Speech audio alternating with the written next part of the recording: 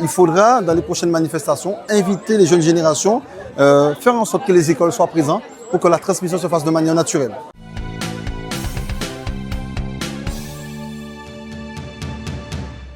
C'est une tradition, mais c'est un moment très important pour nous. Alors vous avez vu, en plus on a eu l'appui de représentants du Bénin, présents sur le site aujourd'hui, donc c'est essentiel pour nous. Alors la première chose qu'on a voulu marquer, c'est vraiment de dire que Delgrès n'était pas seul et qu'il y avait des femmes. Donc on a voulu marquer ça déjà à travers les pas de Delgrès, où nous avons certes remis un diplôme aux femmes. Et aujourd'hui aussi, on veut le dire, il faudra, dans les prochaines manifestations, inviter les jeunes générations, faire en sorte que les écoles soient présentes pour que la transmission se fasse de manière naturelle.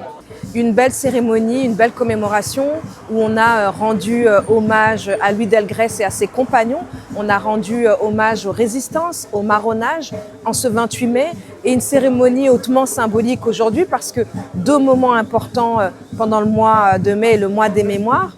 Les 25 ans de la loi Taubira qui a reconnu la traite et l'esclavage comme crime contre l'humanité et surtout l'abrogation du Code noir à l'Assemblée nationale aujourd'hui en ce 28 mai. Donc un moment hautement symbolique autour d'une belle cérémonie ici à Matouba. Oui, c'est important en tout cas de commémorer, de se rappeler l'histoire, notre histoire, celle qui fait ce que nous sommes aujourd'hui, une histoire douloureuse. Il ne s'agit pas de rester dans le passé, mais il s'agit de s'approprier son passé pour prendre les bonnes directions pour l'avenir. Un peuple sans histoire, un peuple sans mémoire, c'est un peuple qui n'a pas d'avenir, c'est un peuple qui ne saura pas où aller. Et on doit en tout cas honorer et se rappeler des sacrifices de celles et ceux qui sont passés avant nous et qui nous permettent de jouir aujourd'hui de cette liberté qui est parfois, j'allais dire, un équilibre précaire. Et donc on doit continuer à le faire, c'est important. Alors Delgrès donc est donc quelqu'un qui a résisté au débarquement de Richepanse, qui voulait venir, qui a été envoyé par Napoléon pour rétablir, entre guillemets, rétablir l'ordre en Guadeloupe. En réalité, il savait très bien que c'était pour rétablir l'esclavage.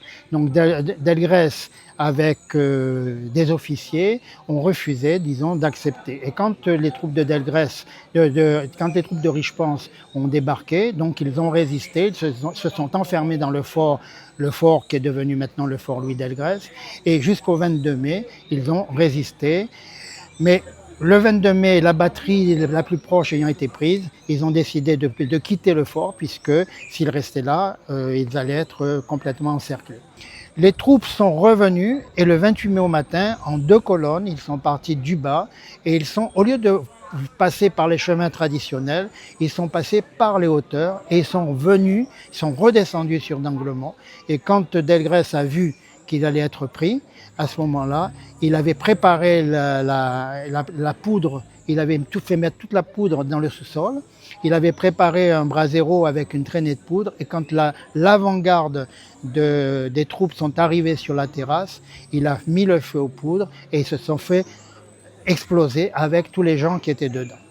Alors, le général Ménard qui arrive à ce moment-là dit qu'il y a entre 450 à 500 personnes et il insiste sur le fait qu'il y a beaucoup de femmes et d'enfants. Oui, beaucoup de femmes et d'enfants puisque les hommes ont combattu, soit ils ont été tués, soit ils ont été blessés, soit ils ont été prisonniers. Les historiens suivants estiment à 300, 350 le nombre de personnes qui ont été, disons, qui se sont sacrifiées avec Delgrès. Aujourd'hui, nous voulons faire 3 manifestations. Donc il y aura les pas de Delgrès, il y aura la commémoration, mais il y aura aussi la veillée culturelle avec des associations culturelles qui vont apporter un cachet particulier. Et là, on prend l'engagement pendant la mandature. À chaque année, on fera ça parce que c'est important pour que les Saint-Claudiens et les Guadeloupéens se rejoignent sur un site et qu'on puisse échanger sur la culture, sur ce moment-là.